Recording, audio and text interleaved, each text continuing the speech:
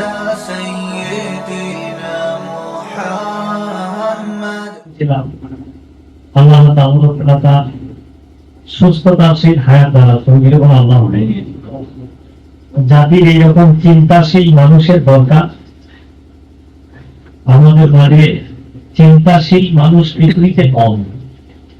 চিন্তাশীলদের সংক্রান্তে আল্লাহ কোরআনে কারিমায় ঘোষণা করেছেন, আমার ক্রিয়াকলাপ সংক্রান্ত বিষয়ে কিছুক্ষণ চিন্তা ভাবনা করবে, গবেষণা করবে, 60-70 বছর নফল ইবাদতের চেয়ে উত্তম। কত বড় কথা বলুন দেখি। চিন্তাশীল মানুষের এত দাম।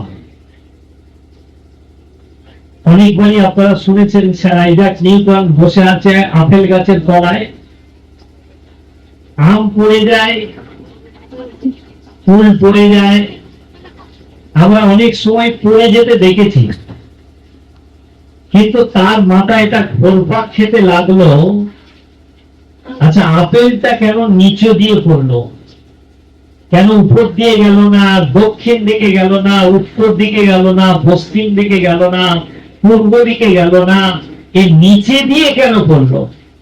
এটা তার মাথায় কুড়ে কুড়ে খেতে লাগলো, চিন্তা করতে লাগলো, গবেষণা করতে লাগলো। গবেষণা রেজাল্ট হিসেবে দুনিয়াতে তিনি আজকে নাই। আজকে তিনি বাইবা সূত্রে মুসলিম ফ্যামিলিতেও জন্মগ্রহণ করেনি। ঈমান নিয়েও পৃথিবীতে গেছে নাকি আল্লাহ আলাম, ভালো জানে। কিন্তু আজকে ভারতবর্ষে তার জন্মও ভারতে নয়।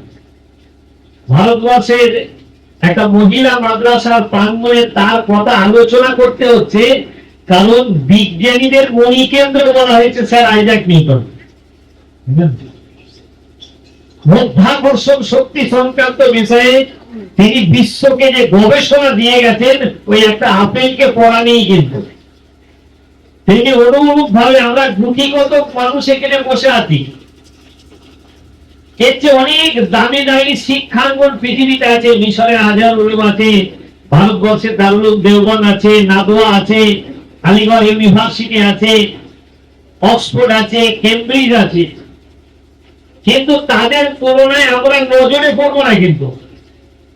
কিন্তু যদি এখানে আইজাক নিউটনের মতো একজন ভাবনাশীল দাঁড়িয়ে যায়, আল্লাহ এটা বিশ্ব মার্কেটে, বিশ্ব বাজারে কেউ ছড়িয়ে দেবে। আল্লাহ এটাকে কবুল করুক, আল্লাহুম্মা আমিন। কোরআনে কারিমার একটা বাক্য তার জন্যই সাজে, ইন্নাল্লাহ আলা কুল্লি শাইইন কাদির, তাবারাকাল্লাযী বিয়াদিহিল মুলক। এটা পৃথিবীর অন্য কোনো কিতাবে লেখা নাই, যার কিতাব তিনি লিখতে পেরেছেন। বুঝলেন? মালিকি ইয়াউমিদ্দিন, এটা তারই সাজে, বিচার দিনের কর্তা। নিশ্চয়ই সমস্ত বিষয় একমাত্র শক্তি রাখে কে? আল্লাহ।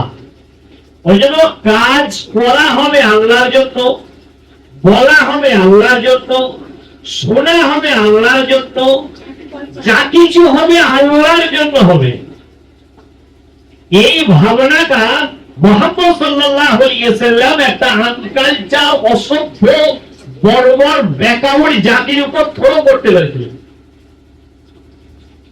তখন কিন্তু এই মানুষগুলো এই শব্দটা তাদের দিয়ে ঢুকিয়েছিল, লা ইলাহা ইল্লাল্লাহু মুহাম্মাদুর রাসূলুল্লাহ। আমরাও পড়ছি, তারাও পড়েছে। আমাদের মধ্য থেকে এখানে সবাই কলমাটা পড়ি, কিন্তু পার্সেন্টেজ নাই আমাদের মধ্যে। পার্সেন্টেজ আছে, বুঝলেন? অনেক পার্সেন্টেজ আছে। ইমানেরও পার্সেন্টেজ আছে, ইমানের একটা মাস্টার ডিগ্রিও আছে। যেমন একটা ছেলে ভর্তি হবে 1 2 3 4 5 6 7 8 9 10 11 12 first year, second year, third year, master degree করলো, বিএড করলো, সেই ইউনিভার্সিটি চত্বর থেকে কোর্স কমপ্লিট করে এলো।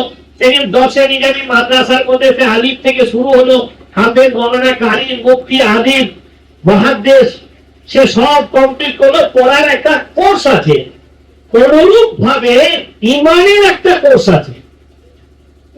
মায়ের জননতন্ত্রে ছিলাম নমাজ 10 দিন, মিশকাত শরীফের হাদিসে এসেছে উম্মতের গড় আয়ু 7 থেকে 14 বছর। তারপর আমরা 3.5 হাতের ময়দানে চলে যাব। আল্লাহ যখনই ডাকবে চলে যাবে। ইমানের কোর্সটা কি, এটা সবাই খেয়াল রেখে দিয়ে শিক্ষা। ইমানের কোর্স, ইমানের মাস্টার ডিগ্রি হলো এটা। মুহাম্মদ সাল্লাল্লাহু আলাইহি ওয়াসাল্লাম বলেছেন, পৃথিবীর সবচেয়ে বিচক্ষণ ব্যক্তি ওই যে মৃত্যুকে স্মরণ করে আর মৃত্যুর জন্য তৈরি হয়ে আসে। এটা হলো পৃথিবীর সবচেয়ে বিচক্ষণ ব্যক্তি। তাহলে যখন এটা মানুষের মধ্যে বদ্ধমূল হবে, মৃত্যুর ভাবনাটা এসে যাবে, তার দ্বারাই সবচেয়ে গোনাটা কম হবে। সামান বেরিয়ে থাকবে, আজরাই যে টাইমে ডাকবে সেই টাইমে আমি চলে যাব। মৃত্যু রেখে তার ভয়ের কারণ হবে না।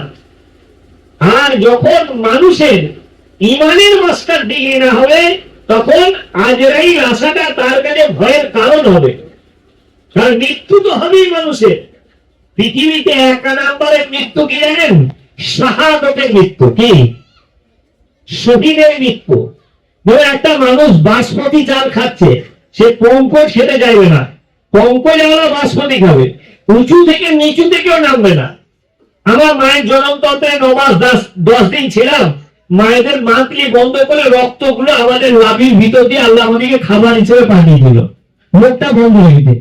এখন যদি বলা হয় সেই রক্তগুলো আমাদের থালায় খেতে দিতে, আমরা বই করবো। ঠিক অনুরূপ ভাবে আল্লাহ জান্নাতে যখন যাব, দুনিয়ার খাবার গুলো মানুষ ঠিক এইরকম ভাবে বমি করার মতো রূপ নেবে। কিন্তু জান্নাত থেকে কোনো মানুষ দুনিয়ায় আসতে চাইবে না, কোনো মানুষ। কিন্তু একটা মানুষই চাইবে, কারা? যারা আল্লাহর জমিনে আল্লাহর দ্বীন প্রতিষ্ঠা করার জন্য আল্লাহ রাস্তায় শহীদ হয়েছে। তারা আল্লাহকে বলবে, আল্লাহ আপনি আমাকে দুনিয়ায় পাঠান, আমি আবার দুনিয়ায় গিয়ে শহীদ হব, আবার ফিরে আসবো। সে বারবার শহীদ হতে চাইবে, কারণ শাহাদাতের মর্তবাটা আল্লাহ এইরকম একটা জায়গায় রেখেছে। তাই দেখা যাচ্ছে যারা শহীদ হয়েছে তাদের ইতিহাস গবেষণা করে পাওয়া যায়, বিশ্বনবী সাল্লাল্লাহু আলাইহি ওয়াসাল্লাম বলেছেন, তোমরা মৃত্যু যন্ত্রণা থেকে আল্লাহর কাছে পানাহ চাইবে। মানে এত কঠিন মৃত্যু যন্ত্রণা।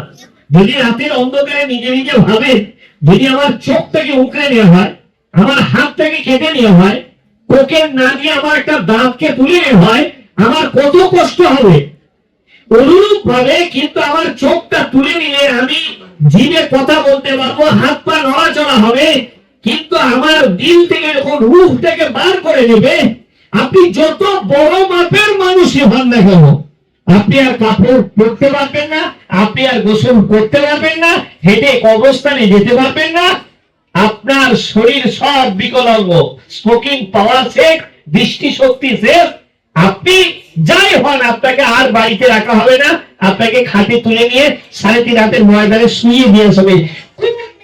আমার কাছ থেকে বাড়ি করে নেওয়া হলো, আমার মতো খালিদ ইবনে ওয়ালিদের মতো একটা বীর, অর্ধেক পৃথিবীর বিজেতা, যে সেই বীর ওই মৃত্যুর জায়গা দ্বার প্রান্তে দাঁড়িয়েছে। সবাই বিশ্বনবী সাল্লাল্লাহু আলাইহি ওয়াসাল্লামের মতো নবীও ওই জায়গায় দাঁড়িয়েছে, কিন্তু তাদের সবাইকে আর রাখা হয়নি, 3.5 হাতের ময়দানে শুইয়ে দিয়ে আসা হয়েছে। সেটা কি? ওই মৃত্যু।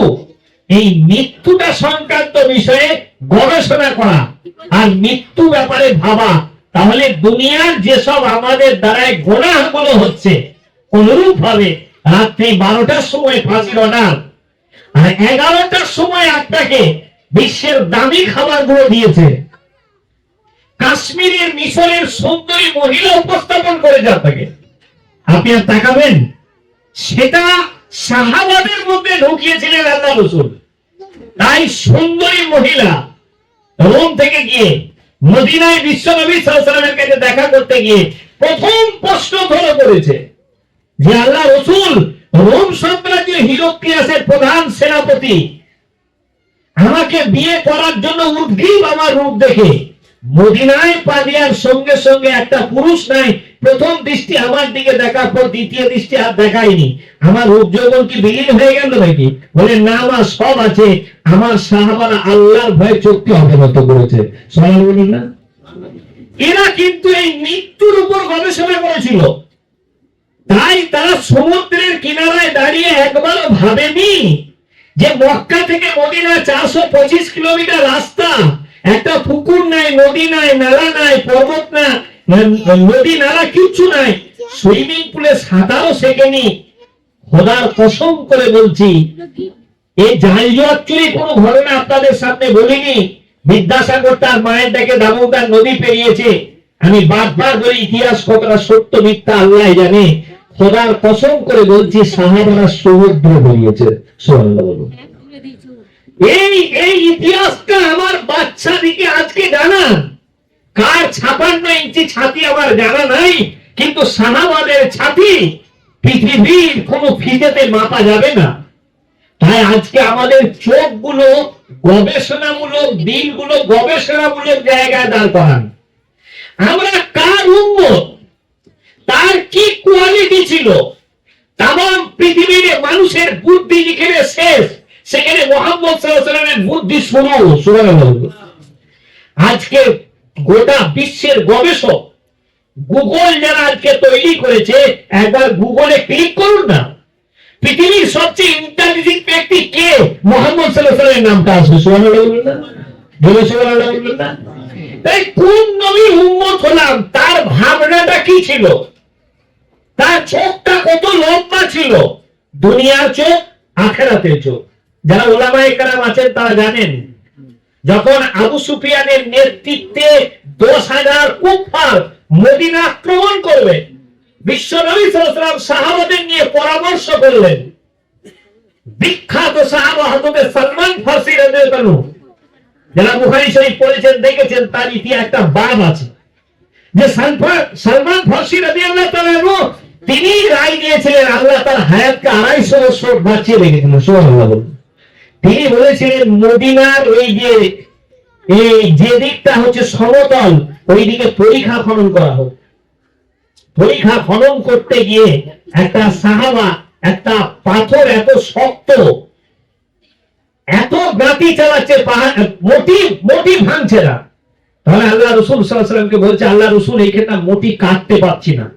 10 হাত করে ভাগ করে দিয়েছিলেন আল্লাহ রাসূল সাহাবাদেরকে, মোটি কাটতে পারছি না আল্লাহ রাসূল।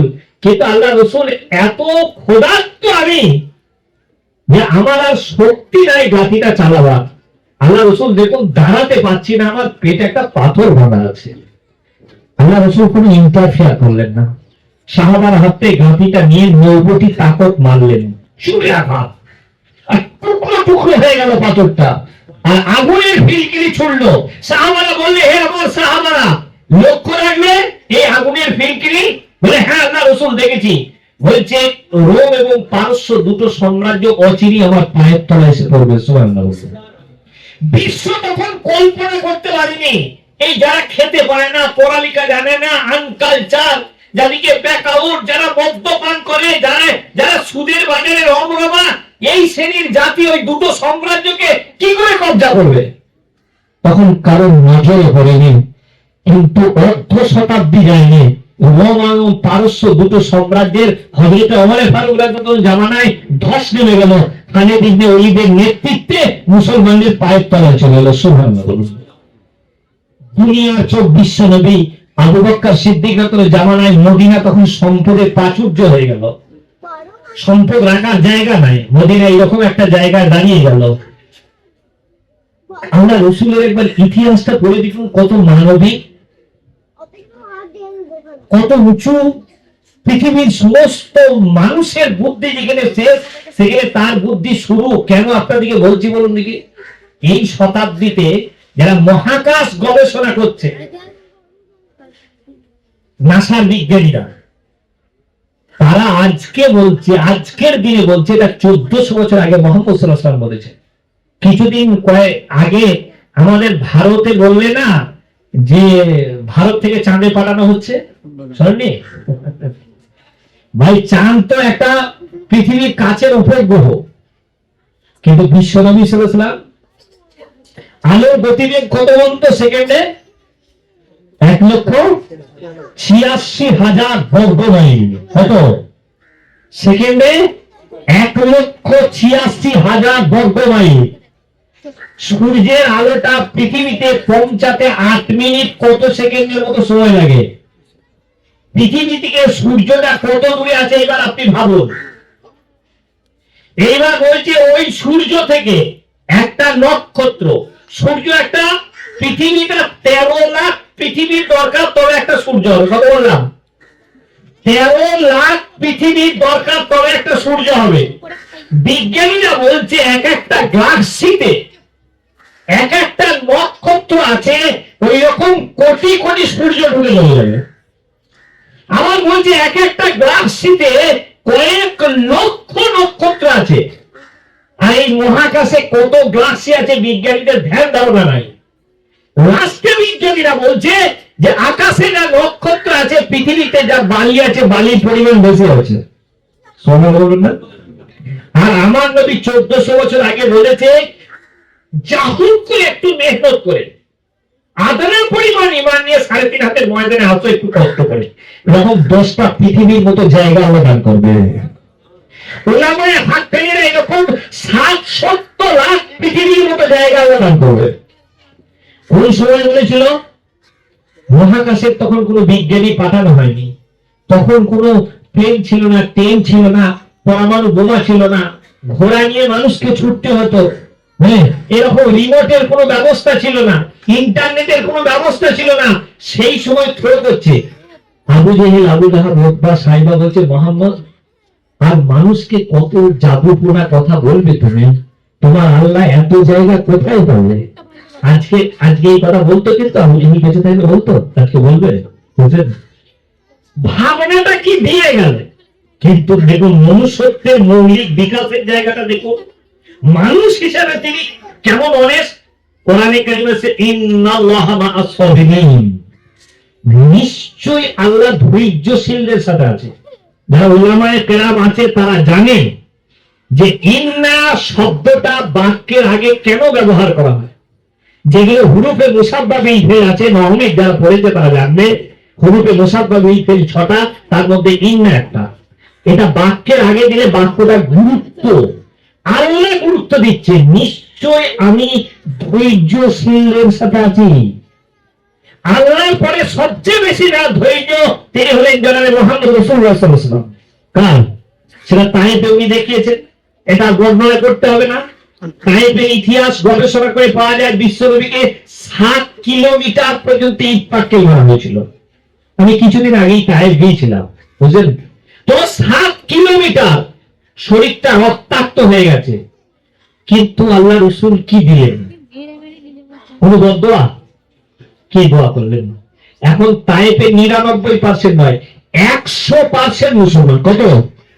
100% মুসলমান। কত বললাম? 100%। নবী দোয়া করে গেলেন। এবার চোখটাকে একটু লম্বা করুন।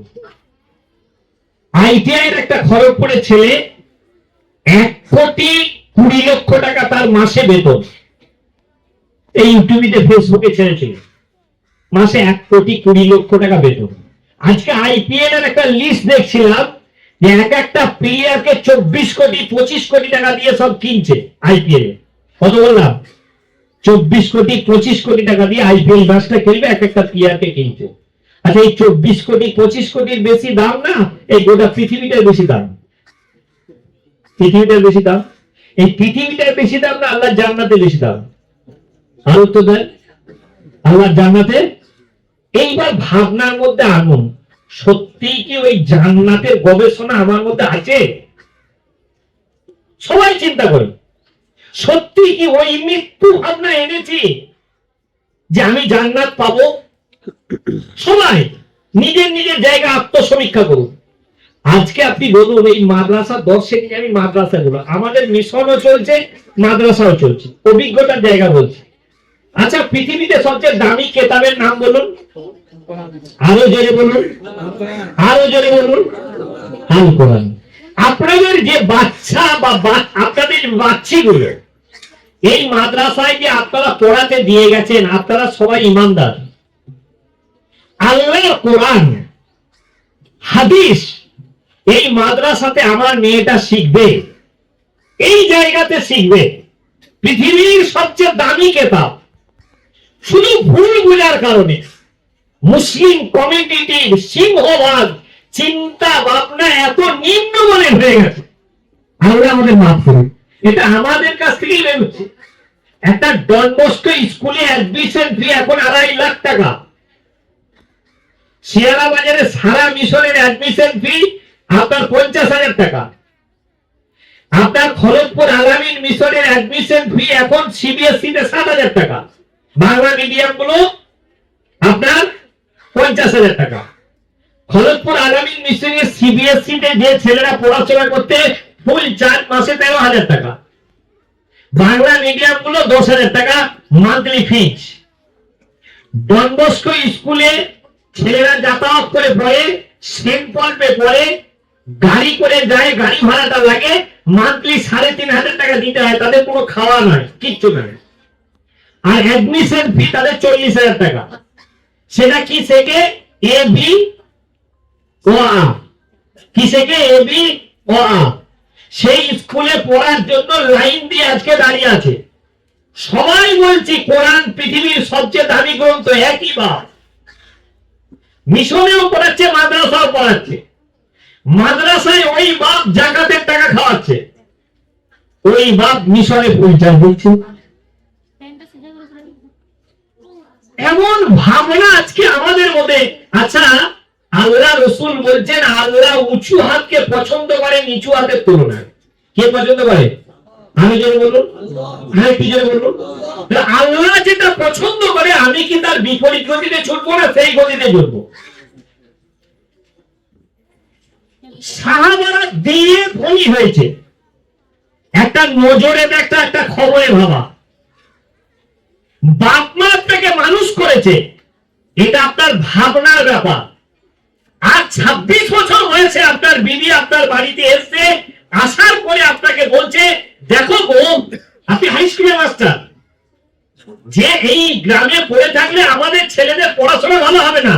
দুটো দিক, যৌবনের তাড়নায় চোখ বিবির দিকে যাবে, ভাবনার তাড়নায় বাপ মায়ের দিকে যাবে। কি ভাবনা? 26 বছর আজকে যে আমি পড়াশোনা করেছি, এটা আমার স্ত্রীর অবদান না আমার মায়ের অবদান? কার অবদান? মায়ের অবদান। এবার আপনি ভাবনাশীল মানুষের মধ্যে হবেন। চোখে দেখা, যৌবনের তাড়নায় চোখে দেখে স্ত্রীর প্রতি আপনার অ্যাট্রাকশন যাবে। যখনই আপনি ভাববেন, গবেষণা করবেন, তাই তো আমার মা আমার জন্য তো সুইপার, আমার মা আমার জন্য তো মেথর, আমার পায়খানা পরিষ্কার করেছে, আমার মা আমার জন্য তো ফোপা, জামা কাপড় পরিষ্কার করেছে, আমার মা আমার জন্য তো বাবুর্চি, সে তো রান্না করে 26 বছর ধরে খাইয়েছে, এটা তো আমার স্ত্রী করেনি। আমার ভোগ্য বস্তুকে এসে আমার স্ত্রী ব্যবহার করবে না আমার মা পাবে? কোনটা? আমার বাপ পাবে? অ্যান্সারটা কি আসবে? উত্তরটা কি আসবে? ভাবনাশীল মানুষের দাম, চিন্তাশীল মানুষের দাম। এবার আপনি চিন্তা করবেন, কোরআন বলছে ইয়া হাকুল তো আরি বলে সদাকা, যাকাত দাও তোমাদের মালকে দ্বিগুণ করবো, সুদকে আমি নিশ্চিহ্ন করবো। 100 টাকা 2.5 টাকা যাকাত মাইনাস হচ্ছে, 100 টাকা 20 টাকা সুদ প্লাস হচ্ছে। এটা চোখ বলছে। ভাবনা কি বলছে? হে আমার সাহাবারা, তোমরা ইফতার করাও,